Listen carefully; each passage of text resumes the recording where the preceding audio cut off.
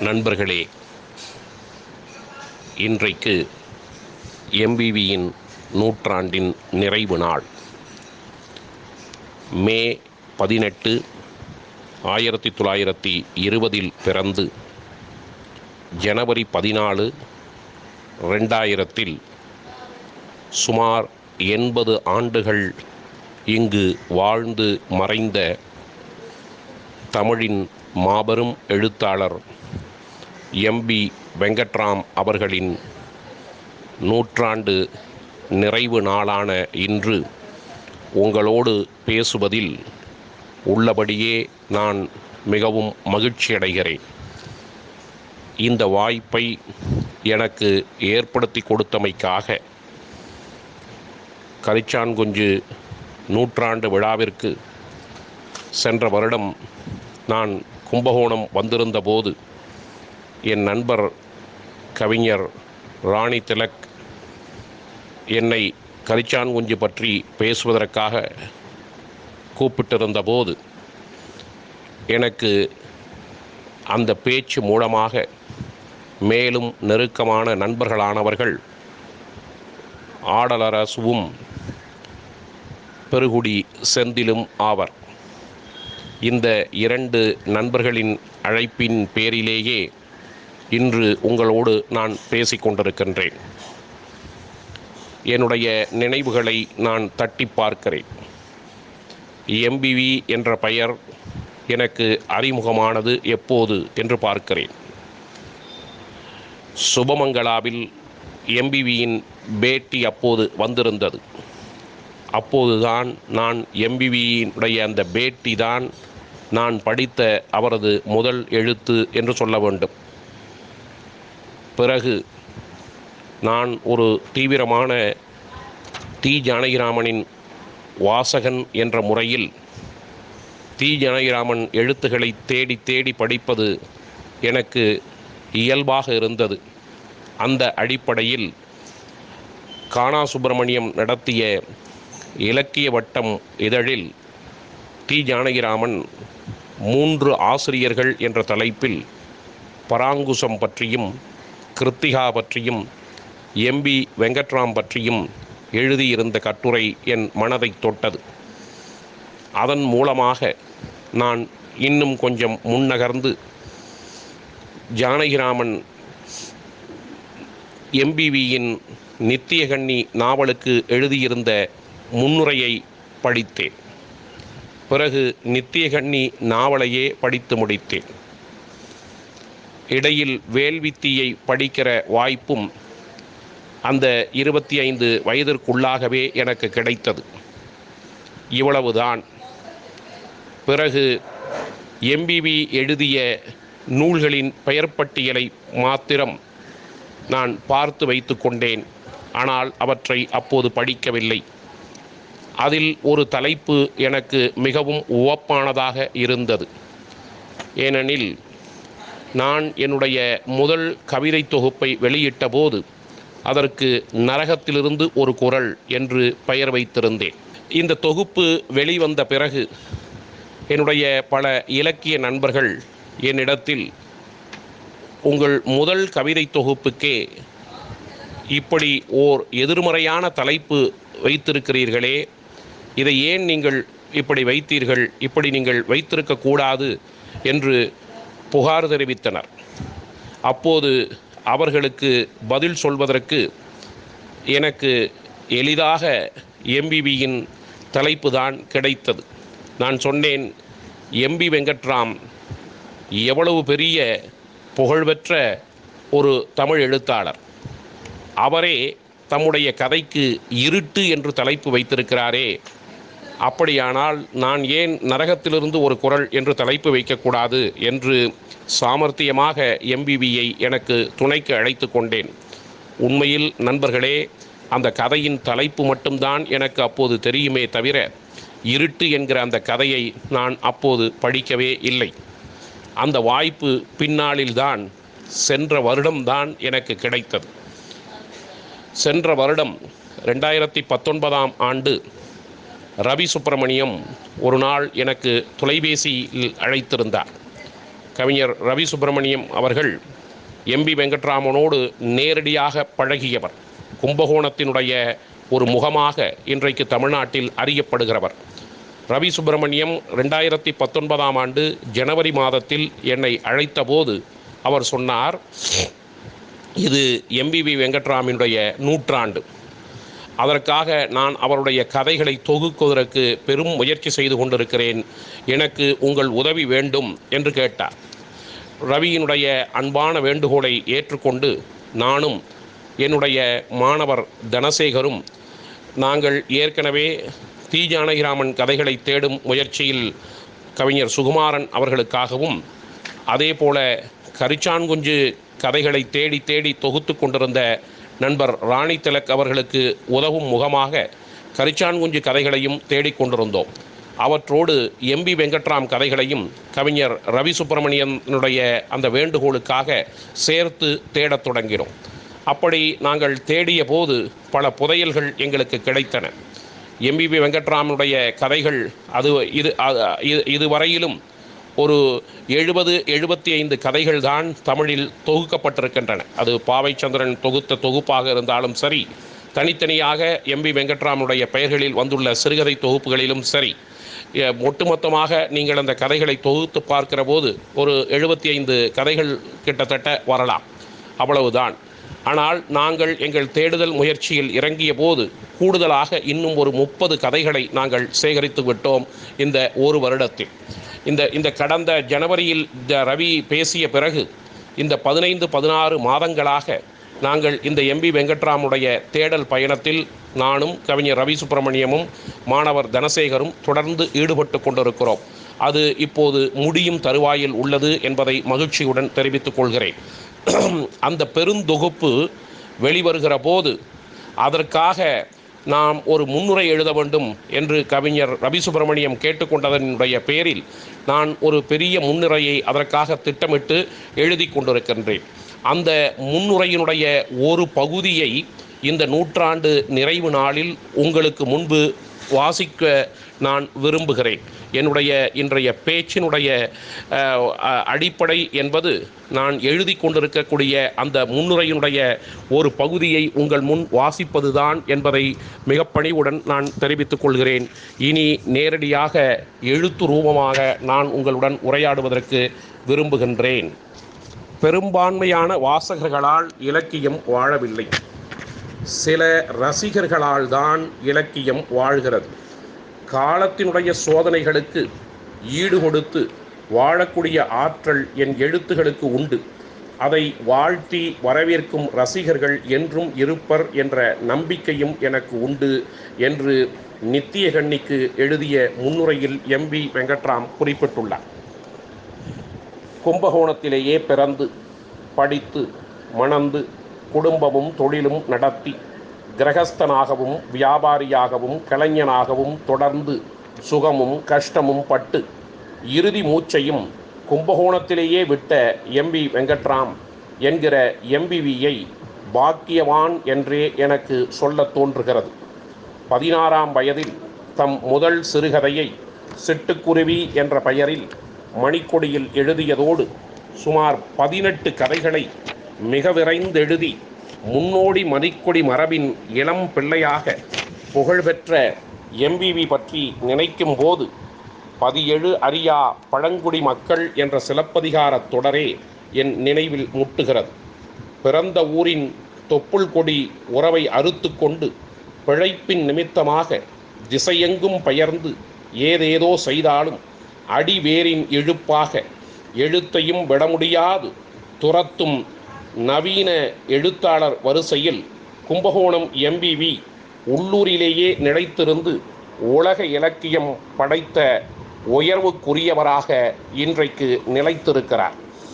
பணக்கார குடும்பத்தில் சுவிகாரம், டவுன் ஹைஸ்கூலில் ஆங்கில வழி கல்வி, கும்பகோணம் அரசு கல்லூரியில் பொருளாதாரத்தில் இளங்கலை பட்டம், ஹிந்தி விஷாரத்தில் உயர்நிலை தேர்ச்சி, பட்டு ஜரிகை விற்பனையாளராக மிகப்பெரிய வணிக வெற்றி, தேனி பத்திரிகை ஆசிரியராக இலக்கியத்தில் பெரும் புகழ், 4 மகன்களும் 3 மகள்களுமாக நிறைந்த குடும்ப பொலிவு என தொடக்கத்தில் மகாராஜ வாழ்வில் திளைத்திருந்தார் எம்பிவி.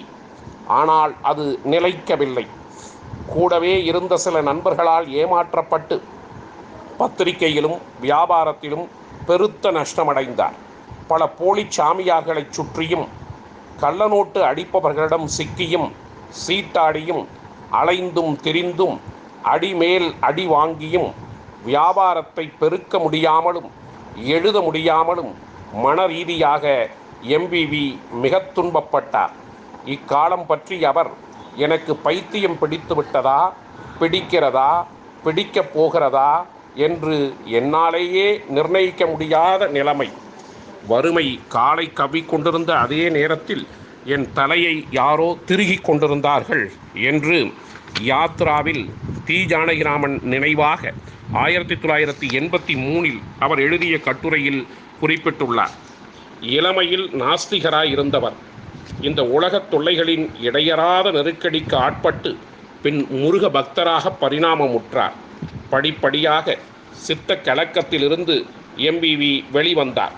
பேரிலக்கிய தவம் செய்து கொண்டிருந்தவர் பணத் தேவைக்காக பாரத நாட்டு பெருமை, உத்தமர் கதைகள், வாழ்க்கை வரலாறுகள், மொழிபெயர்ப்புகள் இன்ன பிற என பெரும் எண்ணிக்கையில் ஒரு நாளைக்கு 100க்கும் மேற்பட்ட பக்கங்களை அவர் எழுதி கொண்டிருந்தார். சமையல் குறிப்புகள் முதல் என்சைக்ளோபீடியா வரை பதிப்பகத்தார் வேண்டுவதையெல்லாம் அவர் பேனா நாளைக்கு 12 மணி நேரம் உழைத்து உற்பத்தி செய்ததாக அவரே என் இலக்கிய நண்பர்கள் 1993 வெளிவந்த என் இலக்கிய நண்பர்கள் என்ற நூலில் ஒப்புதல் வாக்குமூலம் அளித்துள்ளார். இப்படி தம் வாழ்நாளில் 200க்கும் மேற்பட்ட நூல்களை சந்தை தேவைக்காக அவர் உருவாக்கியதாக செவிவழி தகவல்கள் உலவுகின்றன. எனினும் எம்பிவியின் முதன்மையான படைப்பாளுமை என்பது அவர் பங்களித்த சிறுகதைகளாலும் நாவல்களாலுமே உறுதிப்படுவதாகும். இவற்றை பலரும் மரபாக செய்வதைப் போல குறிப்பிட்ட 1-2 கதைக்களங்களின் விதமான படியெடுப்புகளாக அவர் நீர்க்க விடவில்லை. பொருட்படுத்த தகாததை அலட்சியப்படுத்தும் துணிவும், கவனிக்க வேண்டியதை கவனிக்கும் கனிவும், லௌகீகத்தின் இறைச்சலும் தத்துவத்தின் சாந்தியும் பளிச்சிடும் எழுத்து எம்பிவிக்கு கூடியிருந்தது. மனத்தை விட பெரிய லீலா கிரகம் வேறில்லை. சித்தக்கடல் என்ற சிறுகதையில் எம்பிவி இப்படி குறிப்பிடுகிறார். மனத்தை விட பெரிய லீலா கிரகம் வேறில்லை. இந்த சிருஷ்டி நாடி அவரிடம் இடையறாது துடித்தது. நாக்கு அருந்து விழுவது பற்றிய கவலையே இன்றி ஆனாளை தொடர்ந்து அவர் மிழற்றிக் கொண்டிருந்தார். அந்த ஆனாளின் தொடர்ச்சி ஹிருதயத்தின் பாஷை. அது வாயால் பேச முடியாதது. அது இலக்கண விதிகளுக்கும் தர்க்கசாஸ்திர விதிகளுக்கும் கட்டுப்படாதது மாத்திரமல்ல, அதை சரியாக வெளியிடவே முடியாது. இறந்தகால ஞாபகமும் நிகழ்கால உணர்ச்சியும் எதிர்கால கற்பனையும் மோதிக்கொள்ளும் நிலையில் ஹிருதயத்தின் அகோர ரூபத்தில் நிசப்தமாய் பேசிக்கொள்ளும் பாஷை அது என்று பாரதி என்ற தம் சிறுகதையில் பக்குவத்துடன் தம்மை தீண்டிய அமானுஷ்யங்களை எம்பிவி பேசியிருக்கிறார். இயல்பில் அசாதாரணமான அடக்கமும் மென்மையும் கொண்டவராயினும் எழுத்தில் கட்டை அறுத்து ஓடும் போராட்டமும் கண்டிப்பும் எதிர்ப்பும் நகைப்பும் இவரிடத்தில் இறைந்து கொண்டே இருக்கும் என்பது தி. ஜானகிராமனின் மதிப்பீடாகும். தீஜாவின் இந்த மதிப்பீட்டுக்கேற்ப பிரஜையுடனும் அதை மீறும் கொந்தளிப்பு ஸ்திதியிலிருந்தும் தம்முடைய எழுத்தை எம்பிவி சாதித்தார்.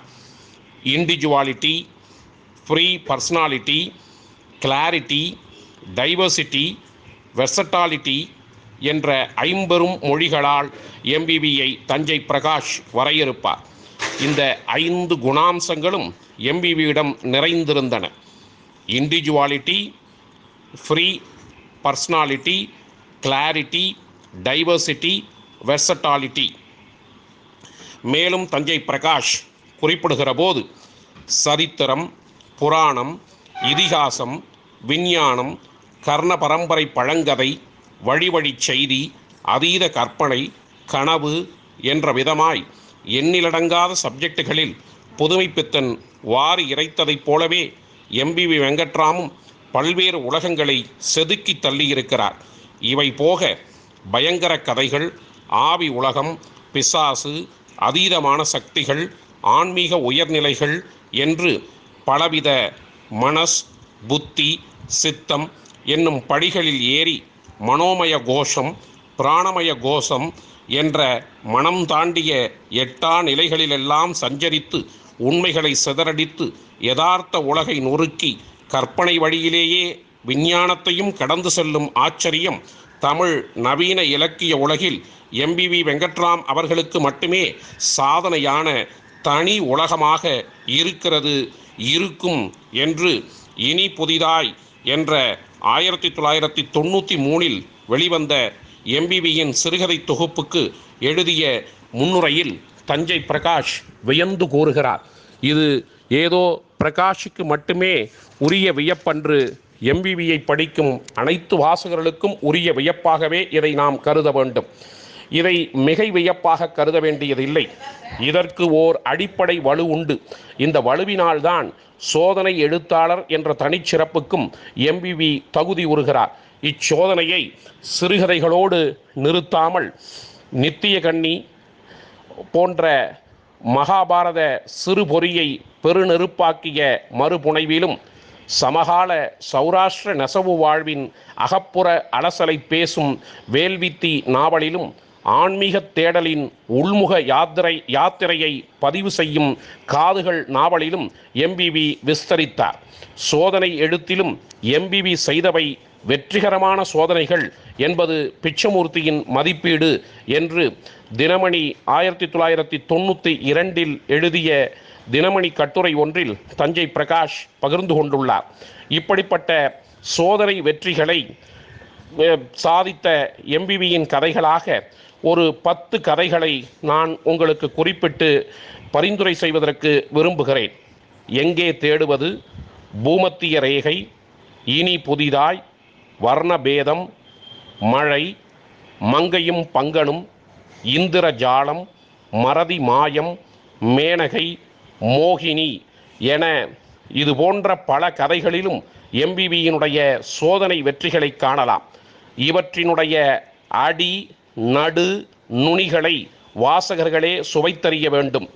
இங்கு பூமத்திய ரேகை பற்றி மட்டும் நான் ஒரு சில சொற்கள் சொல்ல விழைகிறேன். இல்வாழ்வில் கலந்த இணையிடையே ஒத்துப்போக இயலாமை என்ற சிடுக்கு தலைநாள் தொட்டே தொடங்கி பெரிதாகி கொண்டே போகும் ரணத்தை பூமத்திய ரேகையில் எம்பிவி கீறி விடுகிறார். அவனுக்கு இல்லாத பழம் நினைவுகள் அவளுக்கு இருக்கின்றன என இந்த முடிச்சின் வேரை நாம் யூகிக்கலாம். ஆனால் இது ஒரு வெறும் யூகம் மட்டுமே. இதை கூட துழாவி தடவி கதையை நுகரும் இருண்மையின் வெறுமையிலிருந்தே நாம் உருவுகிறோம். பூமத்திய ரேகை என்பது ஒரு கற்பனை கோடு. இல்லாத இந்த கோட்டை உண்மையாக்கி விலகாது ஆக்கிரமிக்கும் எறும்புணர்ச்சிகளின் துள்ளலை பூதாகரமாக்கி கொண்டே போனால் முடிவு என்னாகும்?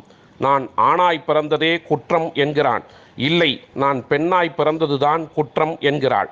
உடலையும் உள்ளத்தையும் இணைத்து சமமாகவும் சமாதானமாகவும் அவற்றை பாவிப்பது அவ்வளவு எளிதா என்ன? இதை திறக்கும் சாவி எம்பிவியிடம் இல்லை. ஒருவேளை வாசகர்களிடம் இருக்கலாம். அவரவர் பூட்டும் அவரவர் சாவியும் அவரவர்க்கே. எழுத்தாளனும் ஒரு பார்வையாளன் அல்லது சாட்சியாளன் தான். சில நேரங்களில் அவன் பங்கெடுப்பவனாகவே தன்னை மறந்து கதைக்குள் புகுந்து விட்டாலும் கூட அது உண்மையில் அவன் இல்லை. அவனின் பதிலீடு அல்லது அவன் ஆக விரும்பும் வேறு ஒன்றின் பிரதிபிம்பம் என்றே எடுத்துக்கொள்ள வேண்டும். எதற்கு பார்வையாளனாக அல்லது சாட்சியாளனாக அவன் நிற்கிறான்? தன்னை பற்றியே கண், வாய், மூக்கு, காது, தலை வைத்து அவன் எழுதி கொள்ளும் போதும் அது எப்படியோ அவனிடமிருந்து வேறுபட்டு பிரிதொன்றாகிவிடும் வியப்புக்கே அவன் சாட்சியாளனாகிறான். ஆகவே நாம் இதை இப்படி சுருக்கி கூறிவிடலாம். எம்பிவி கதைகளில் எம்பிவி போன்ற சாயலுள்ள ஒருவர் அல்லது பலர் வரலாம். ஆனால் அவர்கள் யாருமே எம்பிவி அல்லர் என்பதே நாம் கிரகித்து கொள்ள வேண்டியதாகும். இந்த சுயசரிதை சாயலை கழற்றிவிட்டு வாசிக்க பழகும் போதே சுட்டி ஒருவர் பெயர் கொள்ளப் பெறா ஏதோ சில மனித தன்னிலைகளின் உளப்பாடாக கதையை உணரும் போதே இச்சொற்கூட்ட நெரிசலிலிருந்து நாம் விலகி கதை மெல்ல அசைந்து அல்லது ஊர்ந்து வாசிப்பவனின் அகத்திற்குள் மீள் விளையாற்றத் தொடங்குவதை அறிந்து கொள்கிறோம். இவ்வாறு ஒரு மறுசுழலாய் காலத்துக்கும் வெளிக்குமான கண்ணாமூச்சியாய் பிரதி அதன் வன்முறையுடனும் வசீகரத்துடனும் ஆழ் மனமேறும் நிஜ திடுக்கிடலின் சுளீர் வெளிப்பே எம்பிவி கதைகளில் கருநாகத்தின் படையெடுப்பாகவும் தோகை விரி மயிலின் உயிர் துடிப்பாகவும் இருவேறு இயற்கைக்கும் வழி திறக்கிறது. ஆட்சியில் ஆவணத்தில் அன்றி மாற்றையலார்தம் காட்சியிலும் இது அகப்படுவதையும் அதேவேளை மூன்றிலுமே அகப்படாமல் வேறெங்கோ இடுபடும் விசித்திர மனநெளிவுகளையும் சேர்த்தே வெளித்தள்ளி இந்த பிரதி உள்வழிகிறது. இது வெறும் வெளியேற்றமாக மட்டும் சுருங்கிவிடாது, உள்வழிவின் பிழிவாகவும் சில பிரதிகளில் ஊடுருவுகிறது. அது வழி சொல்லப்பட்ட சொற்களின் ஊடாக ஒரு பிரதியும் சொல்லப்படாத உணர்வுகளின் ஊடாக பிரிதொரு பிரதியுமாக கதை நிர்மாணம் கொள்கிறது. இப்படி ஒரு சிறுகதையாக வேலைக்காரி தூங்குகிறாள், நாயும் காக்கிறது. இந்த கதை 1953 காதல் என்கிற பத்திரிகையில் வெளிவந்திருக்கிறது. இந்த கதையை இவ்வாறு வாசிக்கலாம். இக்கதையை பற்றி இங்கே நான் வேறு எதுவும் சொல்லப்போவதில்லை. இதை நீங்களே எடுத்து வாசித்து பார்த்து இதன் நயம் அறிந்து கொள்ள வேண்டும் என்று கேட்டுக்கொள்கிறேன். இயல்புவாதத்தை கற்பனாவாதத்துடன் வெகு நூதனமாக கலந்து எழுதுகிறவராக எம்பிவியை பற்றி நாம் மதிப்பிடலாம். இப்படி எழுதும் போதும் புனைவின் அசட்டு எல்லை வரம்புக்குள்ளேயே வாழ்வின் சிடுக்கறுத்து விடும் அபார பலே சமுத்தை உதறிவிட்டு திகைப்பூண்டை மிதித்தார் போன்ற உள்விளிம்பின் கையறு நிலையிலிருந்து வாசிப்பு வெளியை அடைகாக்கும் சூளாய் கதைகளை கவனமாய் கொண்டு செலுத்துவதை எம்பிவியின் தனிச்சிறப்பு படைப்பு நெறியாக நாம் புரிந்து கொள்ளலாம். இவ்வகையில் வரையறுக்க முடியாத வாழ்வின் விசித்திர சாயைகளை கற்பனையின் பூர்த்தி பெறாத சாத்தியங்களுக்குள் தொடுவானாய் நகர்த்தி கதையிலிருந்து கிளைக்கும் கூர்ப்பான சங்கிலி பின்னல் கேள்விகளை தொடர்ச்சியின் தண்டவாள அதிர்வுகளாய் நிறுத்தி பதில்களை பெருமூச்சின் இடைவெளியில் தடம் மாற்றி நழுவ விட்டு துழாவி பற்றலின் விளக்கை தூண்டி பிரக்ஞையின் நுணுகளை எம்பிவி அகலப்படுத்துகிறார் எனலாம். சில சமயங்களில் இவை தட்டையான புறச்சித்திரிப்புகளாகவும் எங்கும் செல்லாத வார்த்தை வழி பயணங்களாகவும் நீள்கின்றன. ஆனால் வேறு சில தருணங்களில் சம்பவ கோப்புகளை தாண்டிய ஆரம்ப புள்ளியை நோக்கி புலன்களை மீட்டி புதிய அறிதல்களை ஊக்குவிப்பதுடன் பிரதியின் உள்மடிப்புகளை விரித்து புனைவினுடைய திசைவெளிகளை கட்டுப்படுத்தாமல் தலையூற்றின் நதிப்போக்கில் அகநடை ஆடவும் இவை இடமளிக்கின்றன. எவ்வளவு முயன்றும் முடியாத இக்கதைகளை தீராத வியப்புடன் எம்பிவி எழுதிச் செல்வதன் இரகசியம் இதுதான். ஒரு சம்பவத்தை அல்லது பாத்திரத்தை விவரிக்க புகுந்துவிட்டு அதனை கராராக தீர்மானிக்க முடியாத என்ன விகார அல்லாடல்களில் ஸ்தம்பித்து கதையே எழுதி கொள்ளும் அல்லது எச்ச சொச்சங்களை வாசகரிடமே விட்டுவிடும் பகுத்தறிவின் பிடிக்கு வசப்படாமல் நழுவும் உணர்வோடை கதைஞனாக எம்பிவி முன்னகர்கிறார். இது இப்படித்தான் என்ற உறுதியை விட இது இப்படித்தானா என்ற மயர்வையும் அல்லது இதுவா இப்படியா என்ற அயர்வையும் மேற்கிளப்பி வருவதுதான் எம்பிவியின் சிறுகதை பாணியாகும். இது ஏன் இப்படி நடந்தது என்ற வினாவை எழுப்பி அதன் இண்டு இடுக்குகளிலும் தட்டு தடுமாறி கிண்டி கிளறி தீர்மானிப்பின் பெரிய சிராய்ப்புகளுக்கு அப்பால் இருட்டீவில் மின்மினி பூச்சியின் சிறு ஒளியாய் சில நித்திய கணங்களை சிருஷ்டித்து பரிபூரணத்தின் நம்பிக்கை முனை தொட்டு சடாரண விலகி தூரம் நகர்ந்து பிரத்யேகங்களின் உணர்வொதுங்கள் மிரட்சியை கதைப்படுத்துவதில்தான் எம்பிவியின் கவனம் குவிகிறது. இதை பற்றி மோகினி என்ற சிறுகதையில் அவரே சொல்வதை கேளுங்கள். பிரபஞ்சத்தின் பெருமையில் மிக மிக அற்பமான சில அணுக்களை கண்டுபிடித்துவிட்டு அறிந்துவிட்டேன் என்று இருமாந்து அறிய வேண்டியதை அவன் மறந்து விடுகிறான். நின்ற இடத்திலேயே நின்று தன்னைத்தானே சுற்றி கொண்டு முன்னேறிவிட்டேன் என்று மனிதன் மகிழ்ந்திருக்கிறான். தனக்கு முன்னால் நீண்டு முன்னேறி இருப்பது தன் நிழல்தான் என்பதையும் தனக்கு முன்னால் நீண்டு முன்னேறி இருப்பது தன் நிழல்தான் என்பதையும் அது மீண்டும் குறுகி காலடிக்கே திரும்பி மறைந்துவிடும் என்பதையும் அவன் மறந்துவிடுகிறான் என்று புறத்திற்கு பிடிபடாத உள்ளிருள் பற்றிய கவனத்தை எம்பிவி வலியுறுத்துகிறார். கும்பகோணத்தையும் சௌராஷ்டிர நெசவுச் சூழலையும் அதன் பல்வண்ண கோணங்களையும் நார்ச்சந்தியிலும் நடுவீட்டிலும் கிளைக்கும் ஒத்தியலவே முடியாத விசேஷமான கலேபரங்களையும் திரும்ப திரும்ப சலிப்பே இன்றி சிறங்கு சொரியும் திளைப்புடன் எம்பிவி எழுதி கொண்டே இருக்கிறார். கும்பகோணத்தையும் அதை சுற்றிய பல சிற்றூர்களையும் காவேரி பின்னணியில் தீர்க்கமாக வரைய விழையும் ஒரு நிலவியலாளனின் மண்வாடை துல்லியம் இயல்பாக எம்பிவியிடம் தலை நீட்டுவதை இந்த கதைகள் பிரதிபலிக்கின்றன. ஒன்று முடியும் இடத்திலிருந்து மற்றொன்று தொடங்குகிறது. அந்த மற்றொன்றின் நீட்சியாக பிரிதொன்று பிறக்கிறது.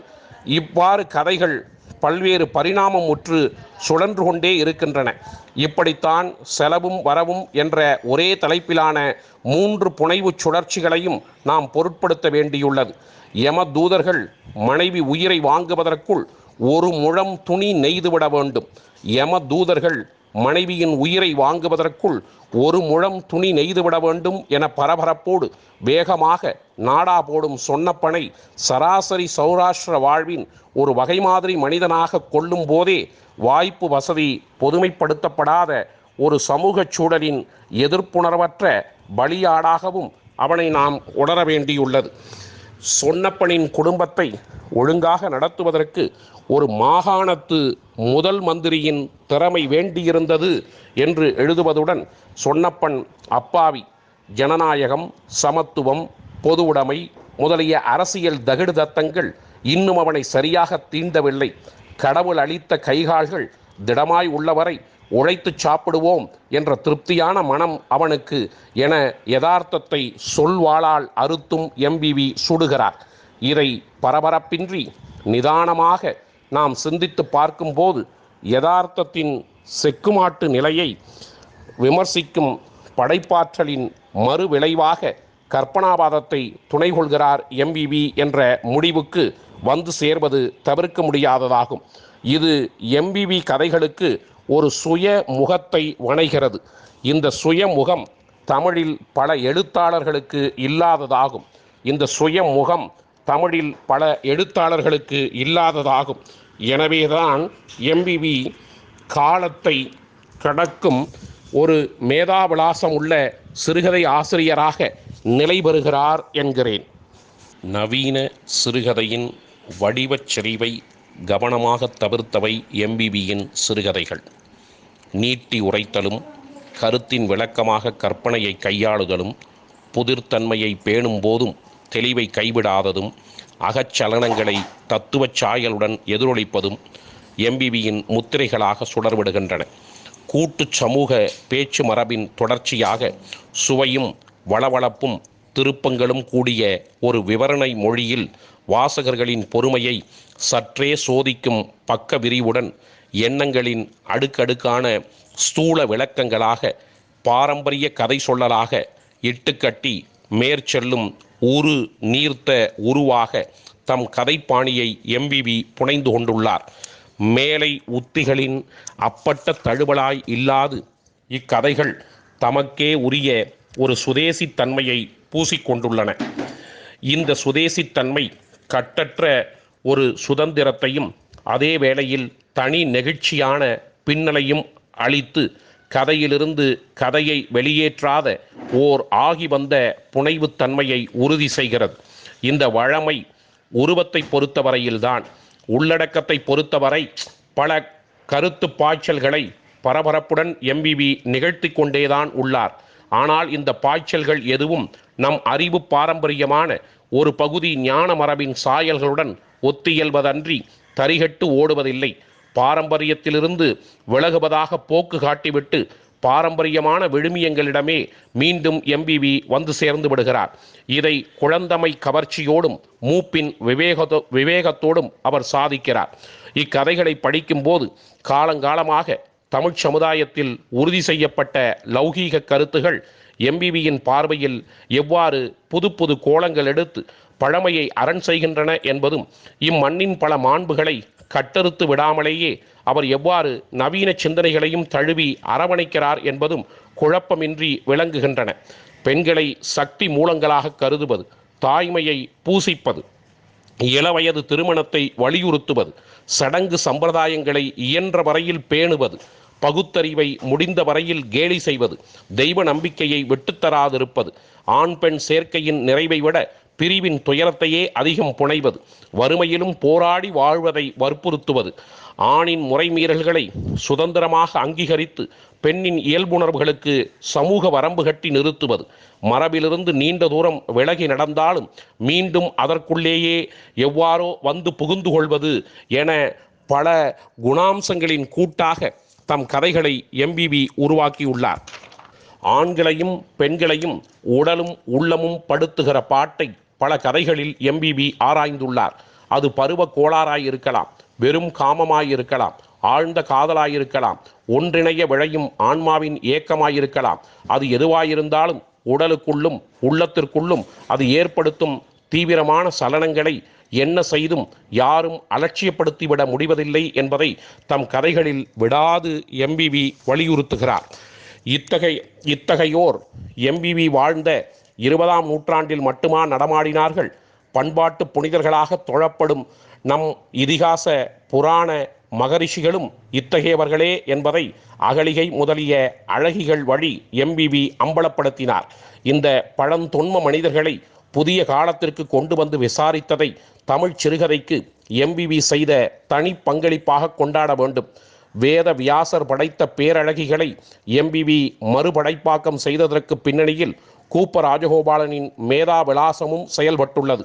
இவர்களை படைக்கச் சொல்லி கூப்பராவே எம்பிவியை தூண்டிவிடுகிறார். 1943ஆம் ஆண்டு இறுதி என்று ஞாபகம். ஒரு முறை அவர் மகாபாரதத்தின் உபாக்கியானங்களிலிருந்து 10 அழகிகளை பொறுக்கி சிறுகதைகளில் வார்க்க வேண்டும். எனக்கு நேரமில்லை, எம்பிவி சார் நீங்கள் செய்யுங்களேன் என்று கேட்டுக்கொண்டார்.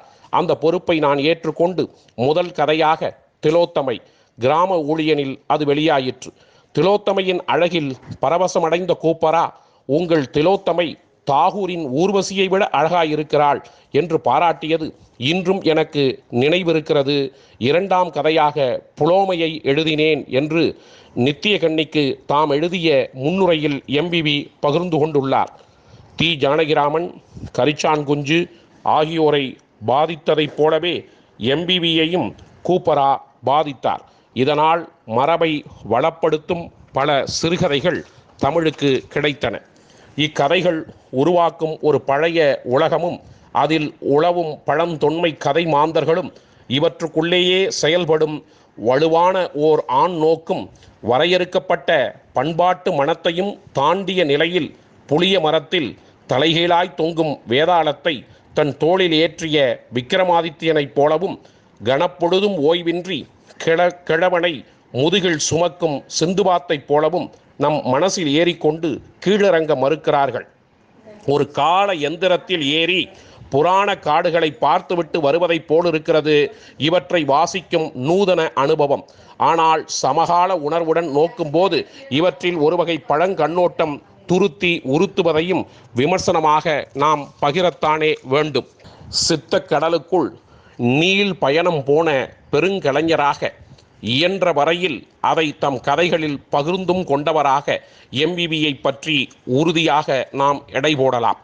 கண்டதையும் காணாததையும் ஒன்றாக்கும் பேரிருளையும், கேட்டதையும் கேளாததையும் ஒன்றாக்கும் நிசப்தத்தையும், கண்டதையும் காணாததையும் ஒன்றாக்கும் பேரிருளையும், கேட்டதையும் கேளாததையும் ஒன்றாக்கும் நிசப்தத்தையும் எம்பிவி கதைகளாக்கினார்.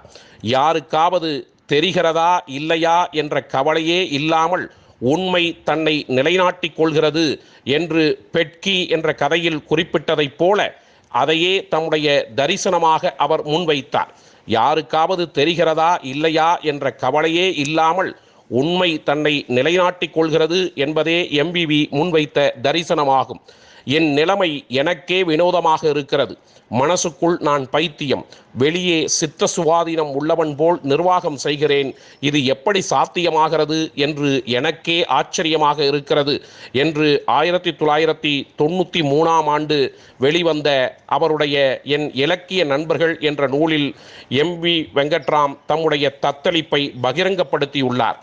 இவ்வாறு தம் தரிசனத்தையும் தத்தளிப்பையும் மனத்திற்குள்ளேயே அமுக்கி வைத்து கொண்டு விட அவரால் முடியவில்லை. சூழ் கொண்டவள் வயிற்றிலேயே குழந்தையை வைத்து கொண்டிருக்க முடியுமா?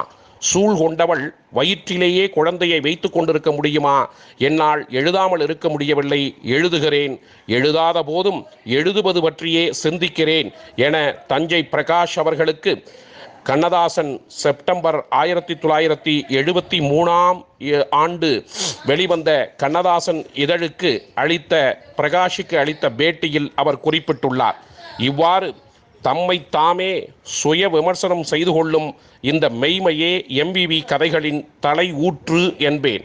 இவ்வாறு தம்மை தாமே சுய விமர்சனம் செய்து கொள்ளும் இந்த மெய்மையே எம்பிவி கதைகளின் தலை ஊற்று என்பேன். எம்பிவி கதைகளை படிப்பது என்பது ஒரு தனி அனுபவம். அவற்றை படித்துத்தான் அவற்றை நீங்கள் ரசிக்க வேண்டும். அதற்கு வேறு குறுக்கு வழி ஏதும் கிடையாது. எனவே எம்பிவி நூற்றாண்டு நிறைவுறும் இந்த நாளில் நான் உங்களை மன்றாடி கேட்டுக்கொள்வதெல்லாம் ஒன்றுதான். நண்பர்களே, எம்பிவியை தவறாமல் படியுங்கள். படிக்காமல் இருந்து தமிழின் பெருஞ்சொத்தொன்றை இழந்து விடாதீர்கள். நண்பர்களே, எம்பிவியை தவறாமல் படியுங்கள். படிக்காமல் இருந்து தமிழின் பெரும் சொத்து ஒன்றை இழந்து விடாதீர்கள். நண்பர்களே, அனைவருக்கும் அன்பு, நன்றி, வணக்கம். அன்புடன் கல்யாணராமன்.